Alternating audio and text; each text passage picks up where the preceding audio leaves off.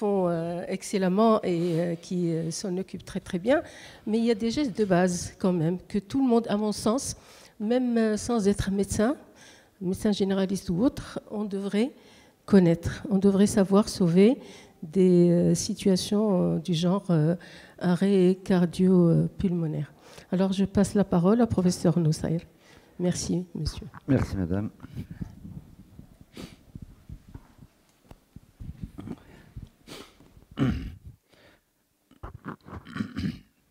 Bon, c'est un réel plaisir de pouvoir vous faire cette petite présentation. Donc, je vois que dans la présence, une bonne majorité, je dirais 75%, ont au minimum 10 ans d'exercice.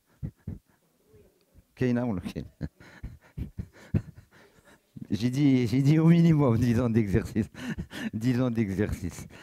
Et je suis sûr que vous êtes au 13e congrès et vous avez assisté à beaucoup de congrès et ces trucs d'arrêt cardiaque, vous les voyez dans chaque congrès.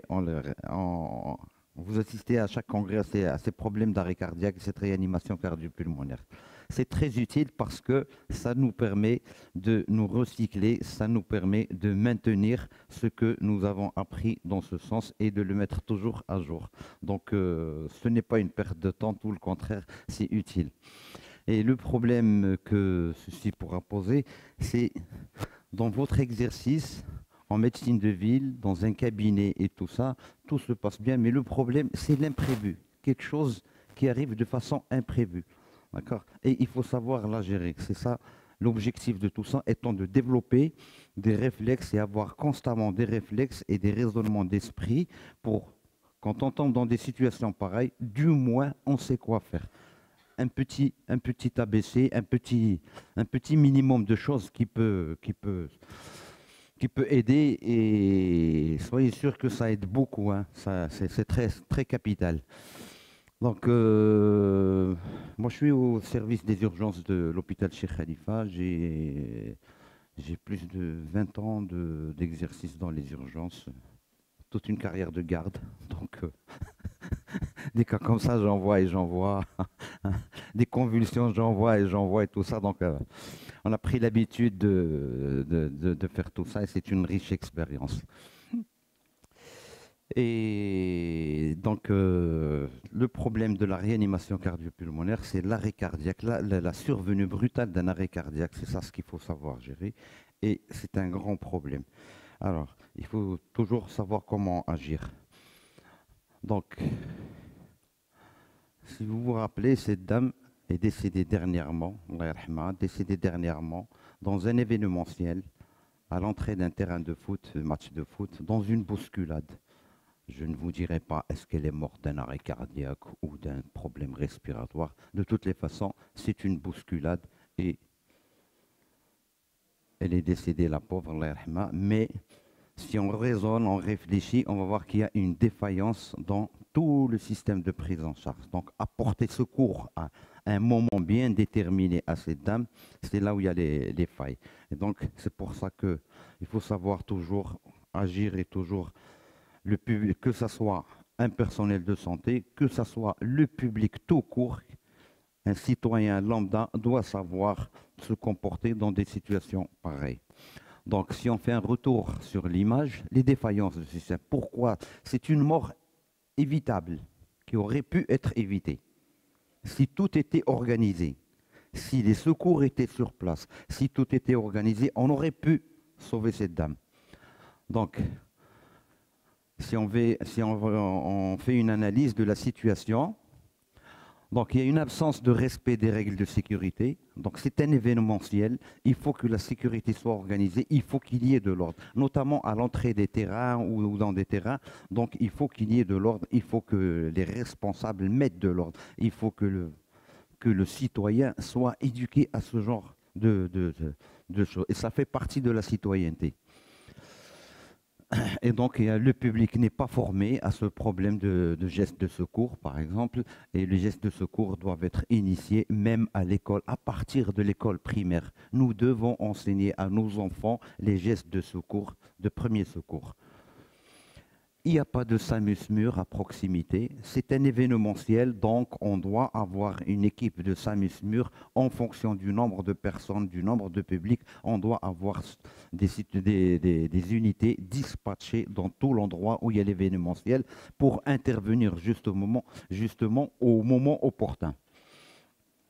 Il n'y a pas d'absence de poste médical avancé parce que dans le système de médecine des événementiels, les rassemblements publics et tout, il y a toute une organisation qui doit être faite, d'accord, avec un poste médical avancé.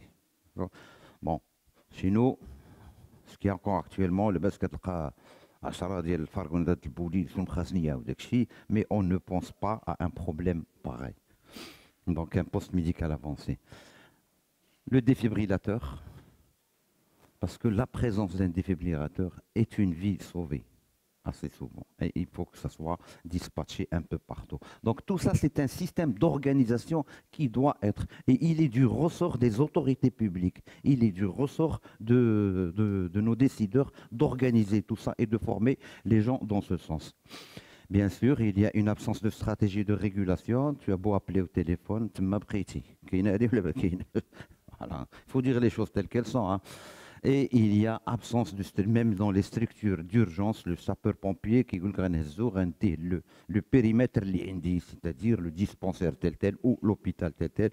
Quand tu rentres à un tel hôpital, dans un service des urgences, par exemple, ils ne sont pas organisés, il n'y a pas de matériel, il n'y a pas de...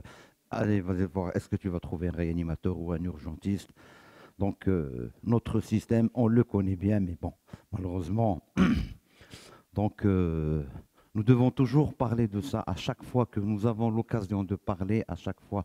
Parmi nous, il y a des gens qui ont d'autres fonctions, qui sont dans des communes, qui sont dans il y en a parmi nous des médecins qui sont dans le Parlement, c'est à eux de transmettre et de mettre l'accent sur des situations pareilles.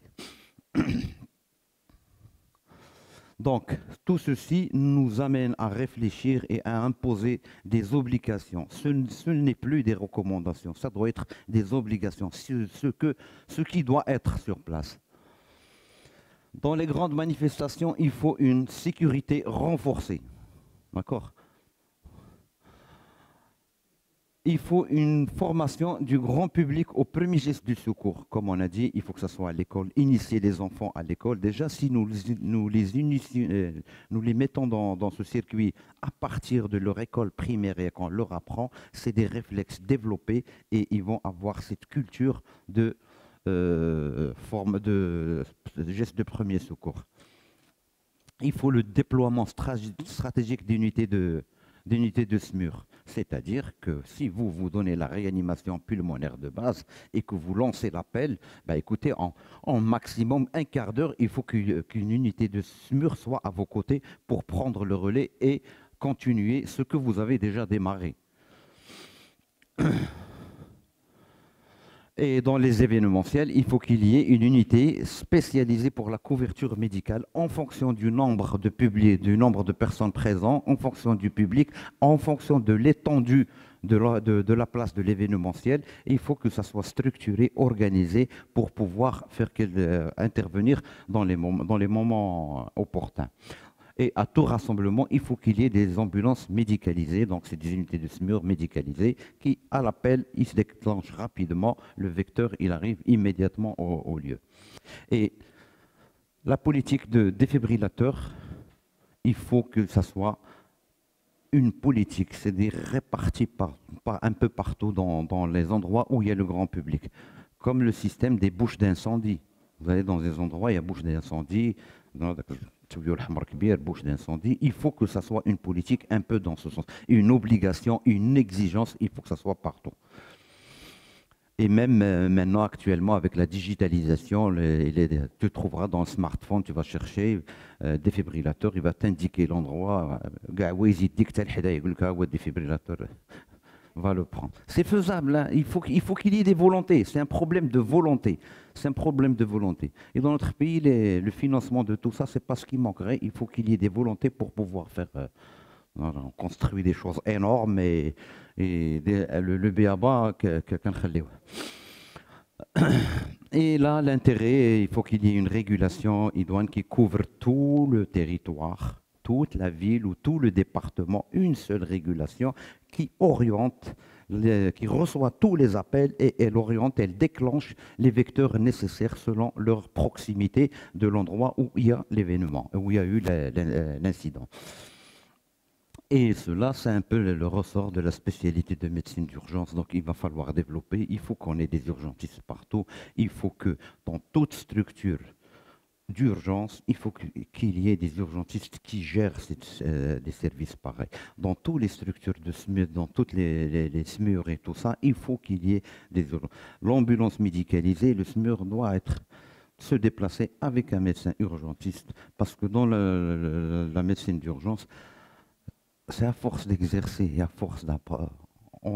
C'est des situations difficiles, c'est des situations imprévues, c'est des situations où on panique, mais à force de travailler, à force le cursus de formation et tout ça, donc tu chapeautes un peu toute la question et on acquiert un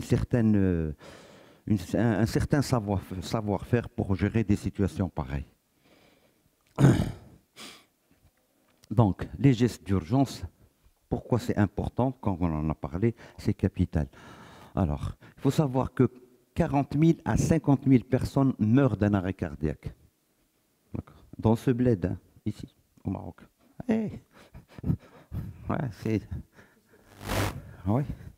c'est des statistiques annuelles et que leur moyen d'âge est entre 40 et 60 ans. Ils sont jeunes. Eh oui, on est en danger. Hein.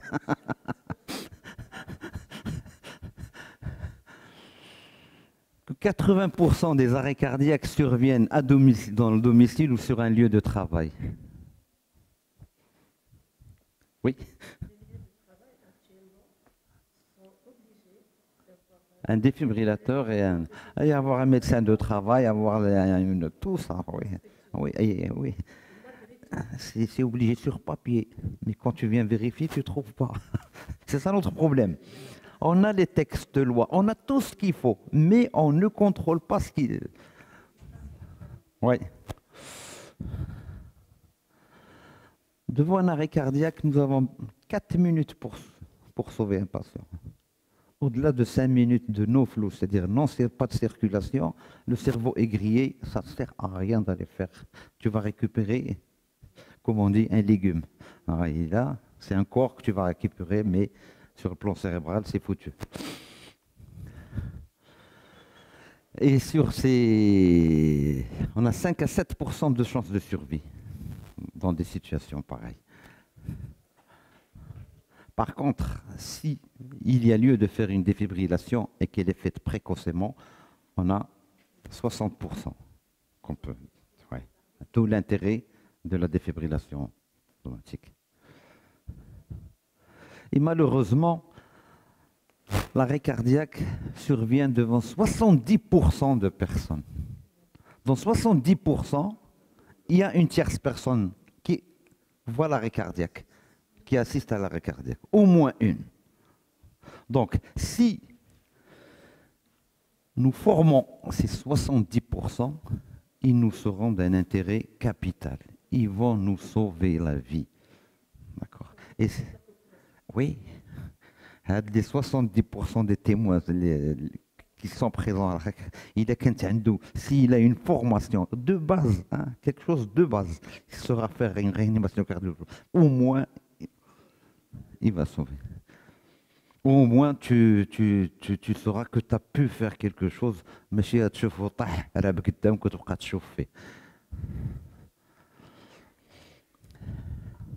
donc, un peu, ça vous fait un peu l'importance de la situation, pour ne pas dire la gravité, mais l'importance de la situation et ce que nous devons faire et l'intérêt que nous devons accorder à cette thématique. Alors, et de ce, l'Organisation mondiale de la santé a pris, à partir de 2022, la journée du 16 octobre comme étant la journée de la ressuscitation cardio-respiratoire. Donc chaque année, ça se fait. Et c'est une bonne chose, ça fait un rappel à tout le monde, ça remet les esprits à l'ordre et ça nous incite à nous intéresser à cette thématique. Donc, bien évidemment, dans la gestion d'un arrêt cardiaque, le problème est dans l'organisation des choses et les étapes. Et donc cela suscite une chaîne qu'on appelle la chaîne de survie.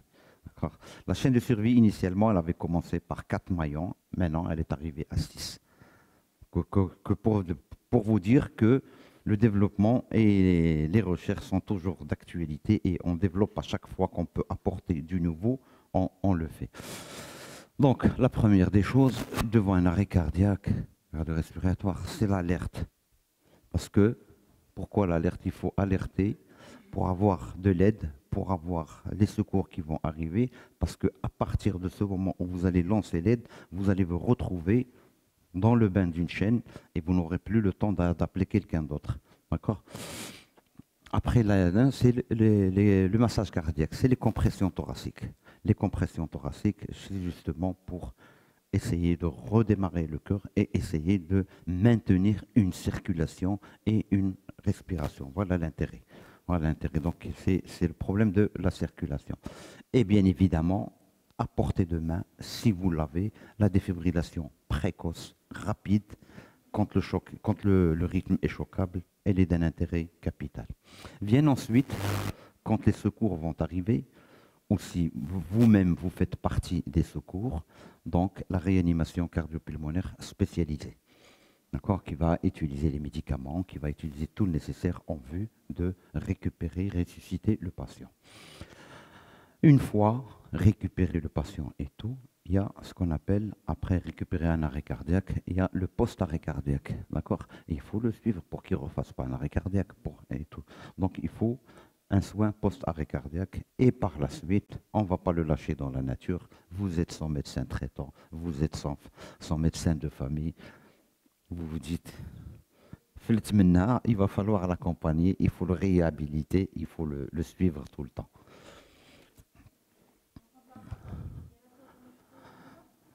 Pas dans la maison, mais bon.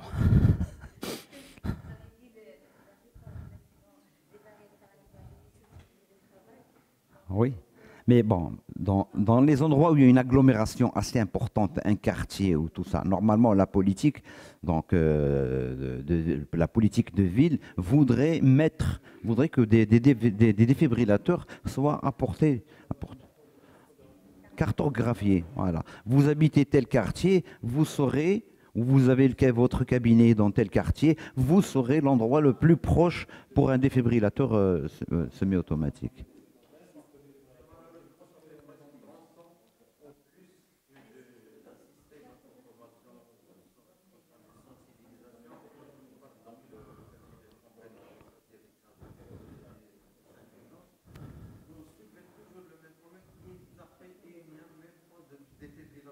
Oui.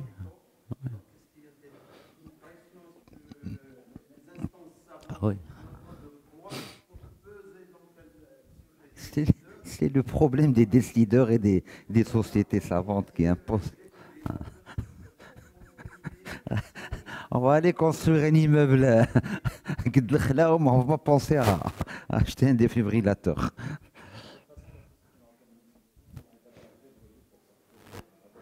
Cette année, il y a eu un plaidoyer de la Société de médecine d'urgence auprès des instances responsables en vue de lancer ce système. Une grande résidence à l'entrée qui est واحد. Mais je pense qu'avec l'intérêt qui s'accorde actuellement à tout le système de santé marocain et tout ça, je pense que il va y avoir une ébauche dans ce sens et il va y avoir une amélioration dans ce sens. Un futur très proche. Ça c'est très très proche. Non, ça va se développer, il n'y a pas de raison. Il n'y a pas de raison. Plus de ça, on se veut un pays un peu international. Le problème du tourisme et tout ça. On a des gens qui viennent partout. Il y a bientôt la Coupe, enfin, si on nous la donne, la partie de la Coupe du Monde. Et la Coupe du Monde va nous... C'est elle qui va nous aider à avoir le système. Donc, la réanimation cardio-pulmonaire de base, c'est l'intérêt de tout ce sujet, c'est la réanimation cardio-pulmonaire de base. Et pour nous, et pour vous, et pour que vous puissiez l'apprendre aux gens qui vous entourent, et particulièrement vos assistants dans les cabinets et tout ça, il faut leur apprendre la réanimation cardio-pulmonaire de base. Voilà. Vos enfants, il faut leur apprendre ça. C'est une culture qu'on doit développer. Et vos petits-enfants, Taouma, donc, il faut premièrement, pour apporter de l'aide à quelqu'un, il faut assurer sa sécurité d'abord. D'accord? Parce que s'il y a un danger pour toi, Allah ghalb. Voilà. Donc, ne t'expose pas. Mais si dans quelqu'un qui a fait un arrêt cardiaque, je ne sais pas, asphyxique, dans une ambiance où il y a du feu, de la fumée et tout, tu vas aller rentrer mettre ton kharjo, il faut l'extraire et à commencer. Donc, ou bien quelqu'un dans la route, en plein milieu de route, il est tombé, tu ne vas pas aller faire le réanimation cardiaque en plein. Il faut sécuriser, le faire ressortir et tout ça. Ou bien il est dans un ravin, monsieur le ravin, tu t'exposes la pente ou le risque. Donc, la sécurité, tu peux. Il faut voir la réactivité. Il est là, il est tombé. Vous l'avez vu tomber ou vous le trouvez déjà. Est-ce qu'il réagit? Il faut le stimuler. Tout ça, c'est des choses pour voir est-ce qu'il va réagir à la stimulation ou pas. Donc, c'est écarter le danger, voir la réponse du patient et déclencher l'alerte et demander de l'aide. D'accord? Donc, si le système est très bon, supposons qu'il est très bon, à 15 minutes, avec les pompiers, ou 141, le SAMUR a des l'unité de SMUR. Si l'idéal, c'est ce qu'on veut. Espérons arriver à 5 jours. Oui. Alors, la réanimation cardio-pulmonaire, donc, qu'est-ce qu'il faut? Après, quand on va commencer, il faut assurer la liberté des voies aériennes. Donc, ton patient, il est allongé en décubitus dorsal, d'accord, et il faut, tout en pensant à un rachis, par exemple, quand il n'y a pas une notion de traumatisme, doucement, la liberté, ouvrir la bouche, s'il y a un dentier, il faut l'enlever, voir est-ce qu'il n'y a pas quelque chose dans la bouche qui bloque et tout ça, et essayer de dégager les voies aériennes respiratoires pour enfin voir est-ce que le patient il respire ou pas. On met la main sur le thorax et on rapproche un peu son oreille pour voir est-ce que ça respire ou pas. Et enfin, il faut commencer le massage cardiaque. Et c'est la chose la plus importante. Donc il faut commencer ça, le massage cardiaque, sur un rythme de 30 compressions, 2 insufflations. D'accord ? 30 compressions, 2 insufflations. On verra comment il faut faire le massage cardiaque, mais le rythme, il est important. Dans les 30 compressions, donc, si on fait un cycle de 30 compressions, 2 insufflations pendant un cycle comprenant 5 fois la même chose, c'est-à-dire 30 compressions 5 fois, ça tourne à peu près aux environs d'1 minute, c'est-à-dire un cycle respiratoire complet. Alors, le problème, quand on est seul, voilà, parce que c'est pas simple. Donc il faut commencer, il faut donner l'alerte, commencer le massage cardiaque, 30 compressions, 2 insufflations. Donc, mettre la victime sur un plan dur, l'extraire du danger, le mettre sur un plan en décubitus dorsal, vérifier le pouls, chercher le pouls carotidien, 10 secondes, il ne faut pas perdre de temps. Vous n'arrivez pas, laissez tomber. Pas obligé d'aller chercher. Ne perdez pas le temps. Les 10 secondes, tu l'as trouvé, tu ne l'as pas trouvé, tant pis. Et le massage cardiaque, c'est la paume de la main. Droite ou gauche, ça dépend de tout un chacun. C'est avec ça qu'on fait le massage cardiaque sur le tiers inférieur du sternum. D'accord? Il faut que les coudes soient verrouillés, c'est-à-dire une fois que je commence mon massage cardiaque, c'est mon torse qui descend et remonte et non pas mes coudes. Mes coudes ne doivent plus se plier. D'accord? Pour qu'il y ait une efficacité et pour que mon poids puisse descendre et voilà, donner une force de compression. Commence le massage. La profondeur, 5-6 cm, pas plus, sur un rythme de 100 à 120 cycles par minute. Compression, décompression. Et il faut que le temps de compression soit égal au temps de décompression. Donc, après 30 compressions, il faut faire 2 insufflations efficaces. D'accord? 2 insufflations efficaces. Les gens maintenant sont... Des petites gadgets, ça existe, et les gens pensent et réfléchissent. Un petit plastique avec une valve que tu mets dans la bouche, et une valve anti-retour. C'est-à-dire que tu envoies de l'air et ça ne revient pas vers toi. Ça existe. Hein? Oui, c'est le moment difficile. Oui, c'est le moment difficile. Les gens n'aiment pas prendre le risque, notamment la contamination, la contagion. Hein? On va vous montrer un modèle, il est là. Ça, c'est pour vous dire les gens qui réfléchissent et qui... Voilà, c'est comme un petit porte-clés. Ça se trouve pas dans ce bled. Ça se trouve pas dans ce bled. Ouais. C'est là pour vous dire quoi les gens, comment ils réfléchissent, ils facilitent les choses et ils s'investissent. Ils s'investissent. Là, quand on fait les pochettes de téléphone, quand on fait le téléphone, des choses utiles, on ne le fait pas. C'est comme, voilà, c'est comme, comme le système d'une bavette. Hein. C'est comme le système d'une bavette que tu mets, voilà. Et là, vous avez une valve anti-retour, comme ça. Et tu souffles, ça envoie, mais le retour, ça ne revient pas.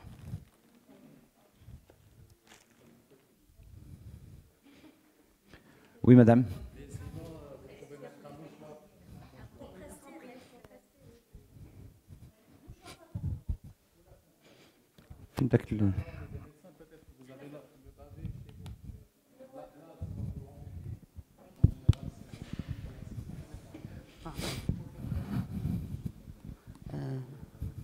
S'il vous plaît, oui. Dans quel cas les compressions suffisent sans avoir besoin d'insufflation?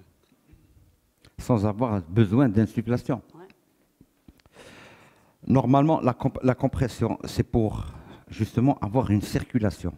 D'accord? Et cette compression en elle-même, elle crée une dépression intrathoracique. Quand je relâche en décompression, les phénomènes de pression négative, ça permet, d'accord, ça permet de ramener un peu d'air vers l'intérieur des poumons. D'accord? Encore faut-il qu'il y ait une bonne liberté des voies aériennes supérieures. Voilà. Donc, si les voies respiratoires sont libres, on n'a pas besoin d'insufflation. Oui, par peur. Je sais que vous le dites par peur. Vous n'avez pas envie de poser votre bouche sur quelqu'un et se contaminer et tout ça. Ça se comprend. Voilà. Ça se comprend. Parce que certains recommandent d'éviter les insufflations. Et que, éviter les insufflations. Ceux qui recommandent, à mon humble avis, ceux qui recommandent d'éviter c'est pour éviter la contamination, pour éviter une contagion de quelque chose et des problèmes d'oser ou faire ou pas faire. Voilà, c'est un peu dans ce sens. Mais tant que tu peux apporter un petit brin d'oxygène, tant que ça fera du bien. Merci. Je vous en prie. Oui, oui. Ben écoutez, si vous avez un volontaire qui voudrait faire des insufflations à votre place, vous faites vos 30 compressions, vous lui montrez, vous dites, allez-y, soufflez.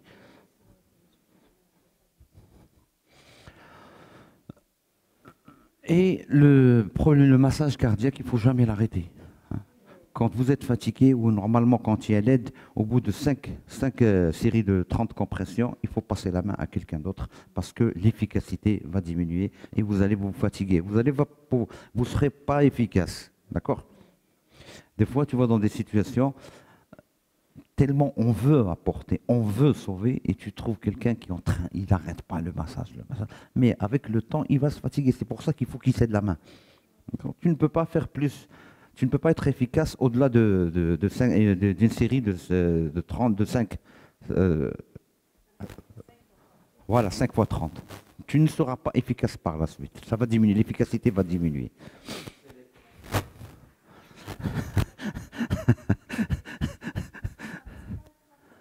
Oui, ça survient, tout particulièrement les sujets âgés avec leur ostéoporose, leur fragilité osseuse. Ça, c'est des choses qui surviennent. Mais on n'y peut rien. C'est récupéré. Une côte, ça peut se souder par la suite, ça peut consolider par la suite. Pas de problème. Donc, et la chose la plus importante, c'est de ne pas interrompre le massage cardiaque. C'est très capital. Parce que le but du massage cardiaque, c'est une circulation. C'est pour qu'il y ait de la circulation. Voilà. Et pour conduire le sang vers les cellules, pour qu'il y ait une respiration cellulaire. C'est-à-dire apporter de l'oxygène aux cellules, tout particulièrement les neurones.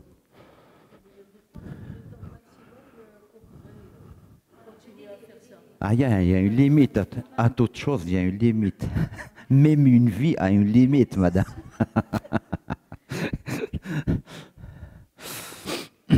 Quand il y a deux sauveteurs, كتقول له الحمد لله كاين الشهود بعدا وكاين اللي غيانكوراجيني اللي يعاونني.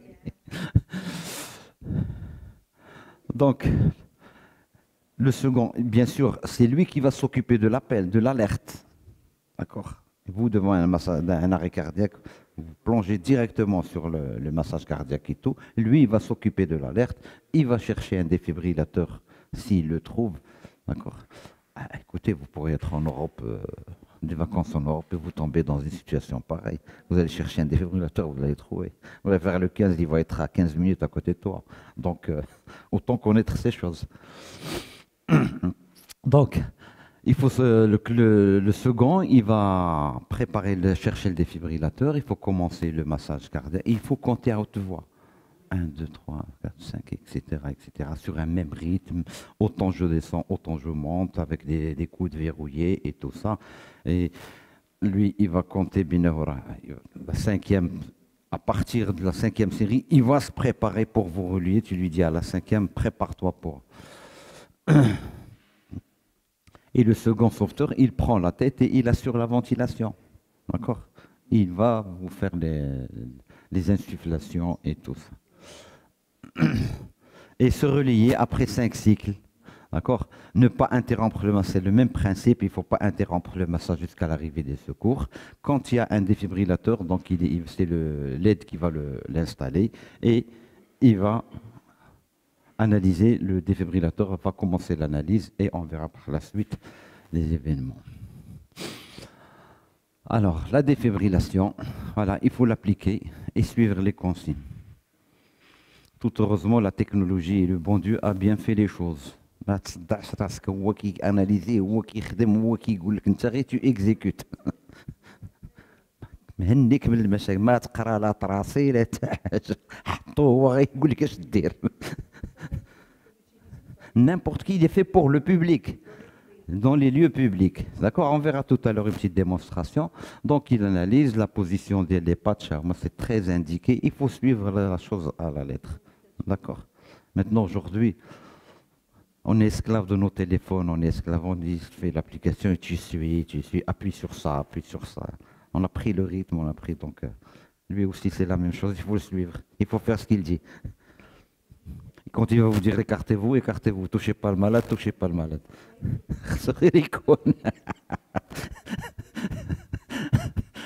Ouais, دابا ايفون كاين وهذا ما كاينش سي malheureux.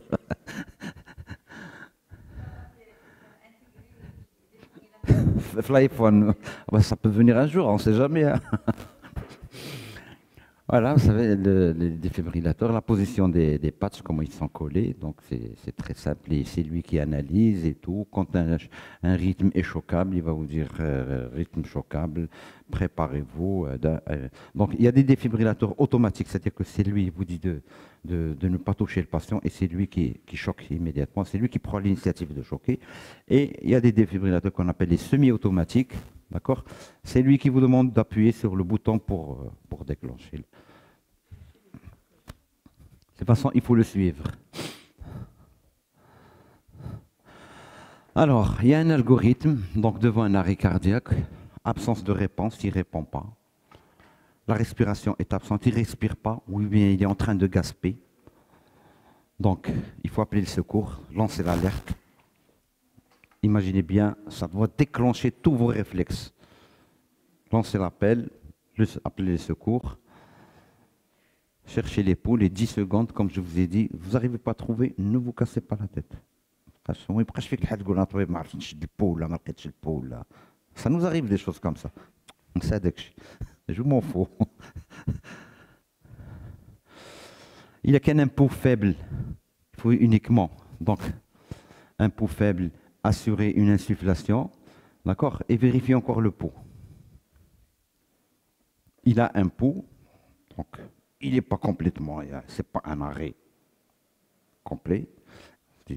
Probablement il est en pré-arrêt ou un truc, ou bien c'est une pathologie et tout ça. Donc il faut donner au moins une insufflation, apporter un peu d'oxygène pour voir est-ce que ça part. L'absence de pouls, commencer la réanimation de base, cardio-pulmonaire de base, immédiatement, sans tarder. On peut avoir un défibrillateur, on va l'installer. D'accord? Si l'analyse du défibrillateur nous dit que c'est un choc, c'est un rythme choquable, il faut délivrer un choc. Soit c'est quand il est automatique, c'est lui qui va faire. Quand il est semi-automatique, il va vous demander d'appuyer sur le bouton pour. Quand le choc n'est pas recommandé, là après l'analyse du défibrillateur, il n'y a pas de choc, il n'y a pas de rythme choquable, il faut reprendre le massage cardiaque.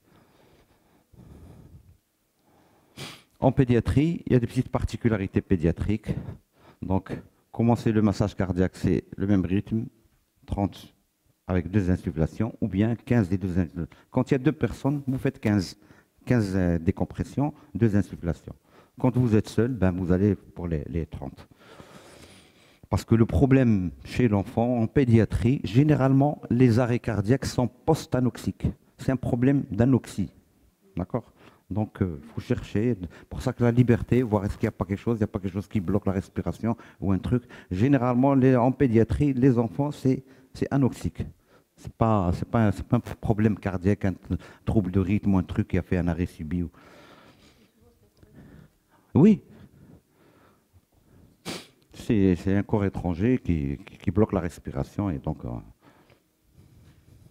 Et dans le corps étranger, c'est qu'on a tardé de libérer les voies aériennes et ça aboutit à une anoxie avec un arrêt cardiaque. Donc, un seul sauveteur, c'est 30 sur 2. 2 sauveteurs, il faut se relier à 15 sur 2. La profondeur de la compression, il faut aller, hein, c'est pas comme un adulte, hein, c'est le 1/3 du diamètre antéro-postérieur. D'accord? تقول لي غنعبروا ولا داك الشيء عينك ميزانك وعلى حساب يديك وحساب. Oui, tu vas faire comme ça. على حساب la taille de l'enfant. Appliquer précocement un défibrillateur, c'est important. Le défibrillateur, tant qu'on peut l'avoir, tant qu'on peut le mettre, parce qu'il va analyser, il va nous aider. Choc, rythme choquable, il faut donner un choc, parce que ça va sauver des choses. Pour les nourrissons, bien sûr, c'est une compression par les 2 doigts ici, donc la compression par les 2 doigts, ou 1/3 inférieur du sternum. Le grand enfant, c'est une compression thoracique avec une seule, pas les 2 mains, il ne faut pas 3 appuis, une seule main, et elle est comme ça, la paume de la main, hein, le tiers inférieur du sternum. Toujours est-il, il ne faut pas interrompre le massage cardiaque, appliquer les patchs de défibrillateur si on en a, pour analyser le rythme. Voilà un peu le tour de ce qu'on peut dire, un peu rappel sur le massage cardiaque et la réanimation pulmonaire de base. Donc ça, c'est en vue de le pratiquer à un endroit où vous n'avez rien, soit dans un endroit public, soit même chez vous dans un cabinet, vous ne disposez pas de médicaments dans ce sens. Bon, mais il faut les avoir quand même, mais au moins ça. Et comme je vous ai dit, apprenez ceci à vos assistants qui sont avec vous au cabinet. La secrétaire ou l'infirmier qui est avec vous, il faut leur apprendre ça. Il faut absolument leur apprendre ça. L'entourage, n'hésitez pas. D'accord ? N'hésitez pas, vous n'allez que rendre service à quelqu'un qui risque de tomber, qui tombera dans un arrêt cardiaque. Au moins, vous saurez faire quelque chose. Oui? Oui. Oui. Oh, c'est pas une asystolie. Non. Est-ce que votre patiente, vous l'avez scopée, vous l'avez... Non. D'accord. Donc, vous avez affaire à une patiente inerte, mais qui respire. Qui respire et qui répond.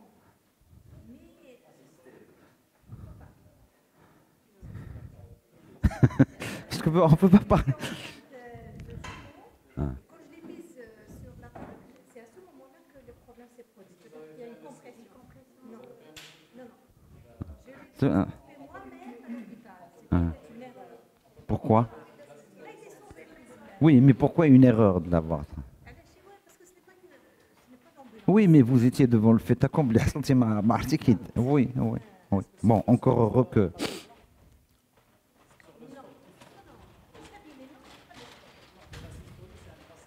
C'est un tracé plat. Il n'y a pas d'activité cardiaque. Sur le plan électrique, il n'y a rien.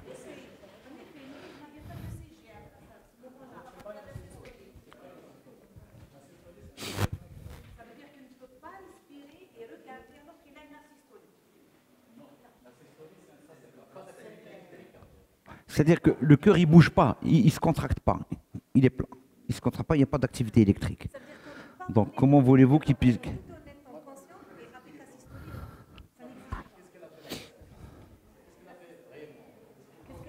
Oui, mais comme obnubilée, à me regarder, m'a fixée, elle ne parlait pas, mais de respirer, elle était assise. C'était comme si elle voulait répondre avec la tête. Une confusion ou un état lipotymique, d'accord? C'est une lipothymie, donc...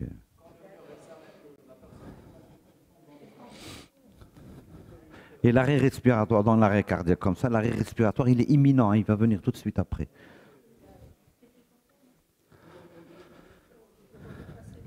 Le temps, oui, rapide. Bref, pas grand-chose. Bon, Donc, ce n'est pas l'objet de la thématique, parce que la thématique, c'était la réanimation cardiopulmonaire de base. Moi, je vous ai fait cet algorithme. Bon, ça, c'est ce qu'il fait dans la réanimation cardiopulmonaire spécialisée. Hein. Donc, comment on analyse, à quel moment il faut donner de l'adrénaline, quels sont les autres produits qu'on va utiliser, quand il faut intuber, quand il faut... Donc, il y a cet algorithme de 2020.